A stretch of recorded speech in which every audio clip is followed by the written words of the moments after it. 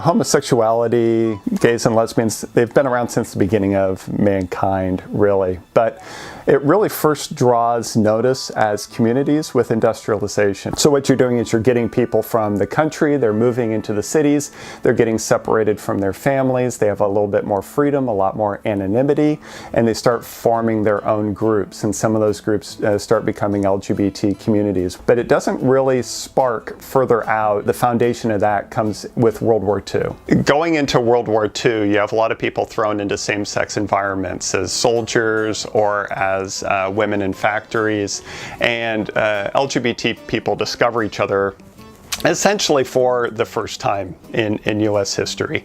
And when they come back home, they decide they're going to stay in San Francisco and LA and New York and Washington, D.C.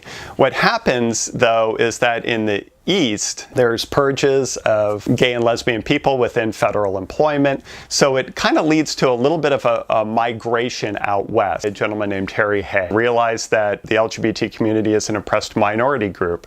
And so he starts voicing that opinion. Starting in the 1940s, he starts writing about it to his own and handing it out to other people. He goes to beaches to get people interested. Nobody is interested. It's dangerous to be LGBT. We don't want to stir up any more trouble than we're already getting, but he eventually gets a small following, and that's how the Mattachine Society starts. He built it on communist fundamentals, and so highly secretive. They didn't even know if they could gather at this particular time, if that would even be legal. Bars were continually being raided and closed and people arrested. Disorderly conduct laws could be used against gays and lesbians at the time for wearing anything like an article of clothing of the opposite gender, holding hands. Any sort of affection towards a member of the same sex could get you thrown in jail. The inmates and police really had very little sympathy for the gay and lesbian community. They would lose their jobs. Often their employers were contacted, and that was a reason to be fired during that era. In fact, in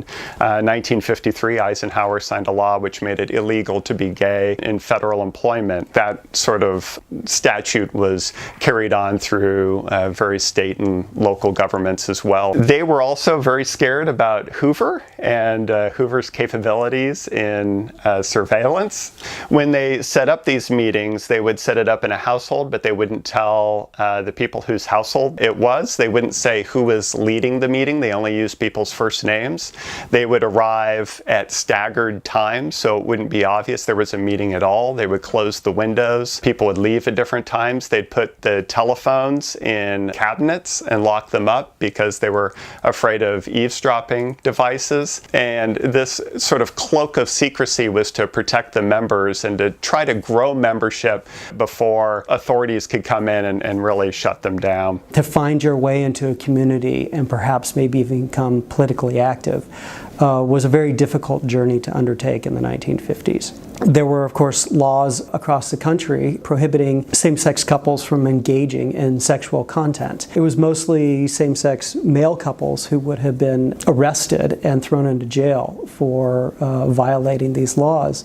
The psychological establishment, also in the 1950s, was much more influential in American culture then than it is today. A lot of psychologists, psychoanalysts, counselors saw homosexuality as a mental illness, and they attempted to cure it by putting gay men and lesbians and transgender people through all sorts of what we would now see as rather horrifying treatments, including electric shock therapy, emetic therapy. So they would give people medication that would make them sick, and then they would show them images that they presume would arouse them. So instead of being aroused, the subjects would become sick. And then, of course, religious organizations were very homophobic as well. Many church-going people and ministers and priests labeled homosexuality a grave sin. I was born in Texas as a daughter of a Baptist preacher. I came out in '61, but from the late 50s, I know about the scene only from my sister. She was at Texas Women's University, and she was expelled for being homosexual. Very often, women would just like disappear overnight because they would have these purges every now and then. Brenda was more of a dramatic than that. They didn't just whisk her away at night. Her lover's father down in Houston had gotten hold of some love notes they had sent each other, and he locked her lover up in the house under house arrest. Brenda drove down to Houston, knocked on the door. She was going to rescue Joan. And when she got in the house, Joan's father beat her with a rubber hose. Somehow Brenda managed to get Joan anyway, and they escaped. So Brenda was arrested, handcuffed, and taken to the police station. So was Joan. And they were talked at in really filthy ways. And Brenda was told that if she repudiated her homosexuality, she could stay in college. And this is how she became my hero. She refused. In 1952, one of the early members, Dale Jennings, gets arrested on lewd conduct charges, and instead of just trying to keep it quiet and paying the fine, they fight it in the courts and they win. The Mattachine Society backs Dale Jennings, and it leads to an explosion of the Mattachine Society. So they start promoting this group. Chapters open all throughout Los Angeles, San Francisco, all across the nation. And when you start getting to that scale, all of a sudden they can't keep it secret anymore. So in 1953, there's a convention. The members decide they don't want a secret society anymore, that it's not the right time to have this type of leadership within the organization, and they end up actually pushing Harry Hay out of his own organization and the original founders. The Mattachine Society merges into more of a kind of a social group. It starts getting involved in political issues and political causes of that regard. But it actually launches one magazine, which was the first LGBT publication, really broadly distributed in the United States. They start doing social services, travel around. They go to New York and Chicago and San Francisco and work with groups there to raise education, to raise consciousness. And it really kind of starts building really on what the Mattachine Society did, on the idea that the LGBT community is an oppressed minority group and they need to come together to fight for civil rights. The Tavern Guild was founded in San Francisco by and for the owners of gay bars and their employees. Gay bars had a very short shelf life. They would maybe be open for a couple of years. If a bar was closed, typically what would happen would be the Tavern Guild would help the bartenders and the barbacks find jobs in other gay bars, because these people were typically out and well known. They could only find employment in other gay bars. So it became this interesting network that played a similar purpose that the Mattachine Society did, but particularly for the system of gay bars.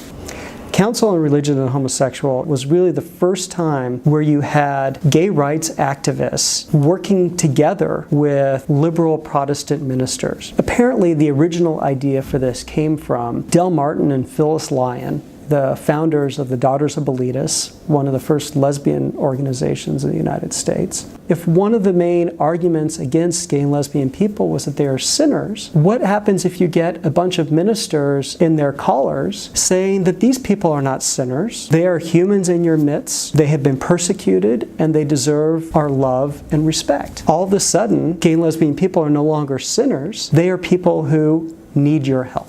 I moved to LA in 1968. Brenda had moved out here a couple of years earlier. So once again, I followed my big sister. We joined the Gay Liberation Front. It's when the American Psychiatric Association was having their annual convention. And that year, in 1970, they were having it at the Biltmore Hotel in downtown Los Angeles. And one of the topics was how to cure homosexuality with electric shock treatment. So we had made arrangements. We knew what we were going to do. We had already entered the ballroom and interspersed ourselves among the psychiatrists and psychologists. And they were showing this film, and suddenly one of our number stood up and he yelled, "Are we going to stand for this shit?"